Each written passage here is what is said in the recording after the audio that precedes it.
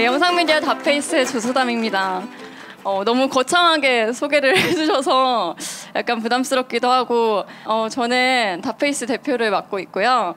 닷페이스는 밀레니얼 세대가 화두로하는 사회 문제를 소셜미디어를 통해서 영상으로 이제 문제 제기를 하는 일종의 미디어로서 사회 문제를 해결하는 곳이라고 생각을 하시면 될 것 같습니다.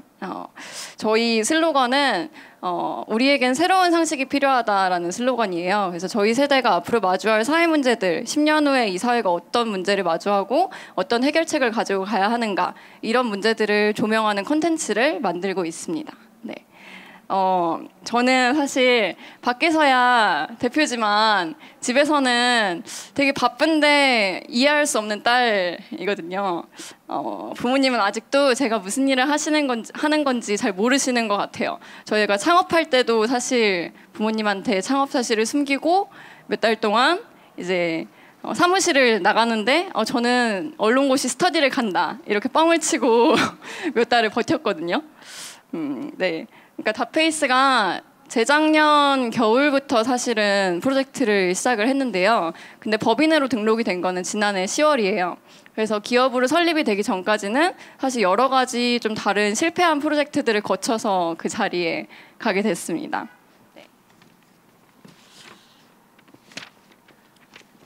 그래서 부모님을 잘 속이고 그래도 바람직한 결과로 지금의 스타트업이 되었는데요. 그 기간 동안 저는 일자리라고 부를 수 없는 수많은 일을 거쳤습니다. 그 중에는 예를 들어서 국정교과서에 반대하는 어떤 서명을 받는데 소셜 서명을 받는 플랫폼을 만드는 걸 하기도 했었고요. 그리고 집회 시위 관련된 제보를 곳곳에서 이렇게 보내면 그걸 시각화해서 같이 지도를 통해 볼 수 있는 그런 프로젝트를 하기도 했었습니다. 이 기간에 저는 스스로를 이렇게 좋게 말하면 프리랜서라고 부르기도 하고, 그리고 그냥 프로젝트 하는 사람이라고 설명을 하기도 하고, 약간 한량이라고 설명을 하기도 하고, 여튼 자기 자신을 설명하는데 항상 어려움을 겪었어요. 이걸 뭐라고 불러야 하나 싶은 새로운 일의 경계 같은 곳에서 제가 계속 일을 하고 있다고 생각합니다. 그리고 사회 문제를 해결하겠다고 하면서 일을 이제 프로젝트를 하시는 분들도 굉장히 많이 그런 것들을 겪고 계실 것 같아요. 네. 그리고 지금도 마찬가지인 상황이 있는데요. 정부 지원 사업의 관점에서 보면 저희는 청년 스타트업의 카테고리에 들어가기도 해요. 그리고 MCN도 약간 들어가기도 해요. 영상 미디어에 하니까요. 그리고 언론사이면서 언론사 등록이 되어 있고, 그리고 뉴미디어라는 그 지원 사업 안에 들어가기도 하고, 그리고 소셜벤처, 사회 문제를 해결하는 걸 목표로 하고 있기 때문에 소셜벤처에 들어가기도 한 이상한 혼종 같은 거라고 생각하실 수 있는데요. 저희가 하려는 일의 목적은 계속 같은데 기존 벤처 육성 시스템을 두고 저희를 분류를 하게 되면 항상 다른 이름이 필요한 이상한 상황이 생기게 됩니다. 지원이 필요하거나 네트워크가 필요한 쪽에서 사실 기존에 있는 설명에 자기 형식을 맞춰야 하는 상황의 아이러니가 항상 저희한테도 존재를 했습니다. 그리고 그 설명에 들어가는 낭비가 분명히 계속 있었는데요. 스타트업 대표분들을 만나면 어떤 얘기를 하시냐면, 스타트업이 사실 2~3명으로 이루어져 있는 경우가 되게 많잖아요. 그런데 정부 지원 사업을 통해서 뭔가를 하려고 하면 페이퍼워크를 하는 사람이 1명은 더 있어야 된다. 혹은 대표가 거기에만 집중을 해야 된다. 이런 얘기들을 하시더라고요. 그래서 기존 틀에 맞춰서 어떤 새로운 산업 구조나 아니면은 새롭게 사회혁신을 하려고 하는 사람들의 이 일의 과정을 지원하는데 어떤 식으로 이걸 설명을 해야 하는가, 그런 그 과정의 낭비를 줄일 수 있는 방법들을 조금 더 고민해 주셨으면 좋겠다고 제안을 하고 싶습니다. 그리고 두 번째 제안은요. 저희가 보니까 벤처 지원 사업, 육성 사업의 어떤 단서에는 일자리 창출이라는 게 굉장히 많이 들어가 있더라고요.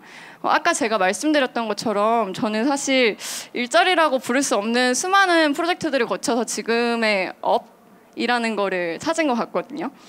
문재인 대통령님 집무실에 일자리 현황표가 걸려있다는 얘기를 들었는데요.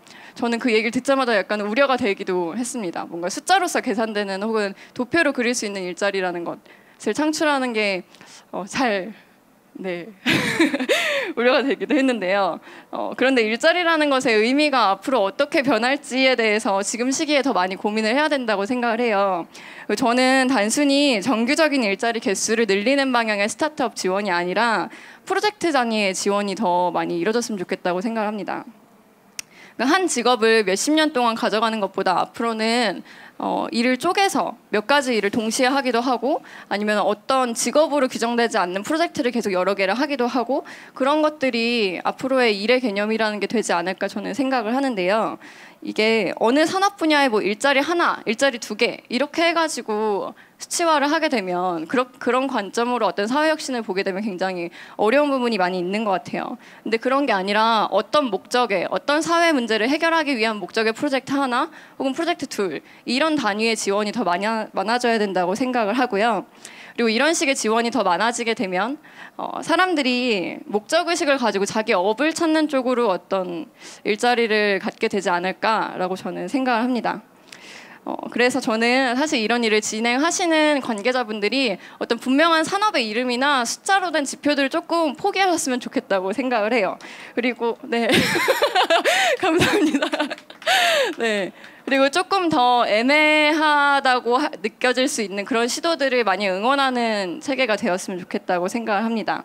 그리고 거기에는 이제 어떤 직업이 실제로 만들어지고 있는가 아니면 어떤 문제를 해결하기 위한 커뮤니티가 생기고 있는가 이런 현장을 중심으로 한 고민들이 더 많이 반영이 되면 될 거라고 생각합니다. 네. 그리고 프로젝트 단위의 이런 지원이 더 많이 필요한 이유는 사실 더 많이 안전하게 실패할 필요가 있다고 생각하기 때문인데요. 제가 스타트업을 준비할 때 정말 협박을 엄청 많이 들었습니다. 그 주변에서 그러다 망하면 어쩌려고 그러냐. 젊을 때 어떤 시기를 놓치면 이제 회사에 들어가서 뭔가 사회적으로 위로 올라갈 수 있는 사다리를 결국 놓치는 건데 지금 네가 실패하면 창업을 했다가 실패하면 그 주변에 있는 같이 하고 있는 젊은 친구들의 삶은 네가 어떻게 책임을 질 것이며 네 삶은 어떻게 책임을 질 것이며 한 달에 65만 원씩 갚아야 하는 학자금 대출은 어떻게 할 것이며 이런 얘기들을 엄청 많이 들었거든요. 그리고 저만 그런 게 아니라 사실 제 주변에 정말 재능 있고 열정 있고 어떤 사회 문제에 대해 관심이 있어서 그걸 해결하고 싶은 그런 욕망을 가지고 있는 친구들이 되게 많이 있는데요. 근데 그 친구들이 자기가 하고 싶은 일을 시도해보지 못하는 이유는 용기가 없어서가 아니라 어떤 시도할 때 실패에 대한 사회적 비용이 너무 크기 때문이라고 저는 생각합니다. 사실 제가 스타트업을 준비할 때 저를 협박했던 분들의 말이 아주 거짓말은 아니라고 생각을 하고요. 그리고 실패하면 이 사회가 과연 그 창업의 실패를 같이 견뎌줄 수 있는 아니면 그 위로 올라오게 다시 재도전을 응원해줄 수 있는 제도를 가지고 있는가 이런 것들도 좀 고민이 돼요. 우리 사회가 창업하라고 누가 책임감 없이 부추겨도 가능한가? 그래도 되는가? 라는 고민도 평소에 많이 하고 있고요. 기업이라는 게 있기 전에 사실 프로젝트가 있고 그리고 거기에 사람이 모이고 그 다음에 한참 동안 그 시도가 다듬어져야 어떤 조직이 되고 회사가 되는 거잖아요. 그런데 우리는 작게 실험할 기회는 주지 않고 왜 크게 실패할 기회를 부추기는가 그런 생각을 자주 합니다. 실패의 사회적 비용이 더 작아서 재밌는 시도들이 많이 일어나는 사회가 됐으면 좋겠습니다. 감사합니다.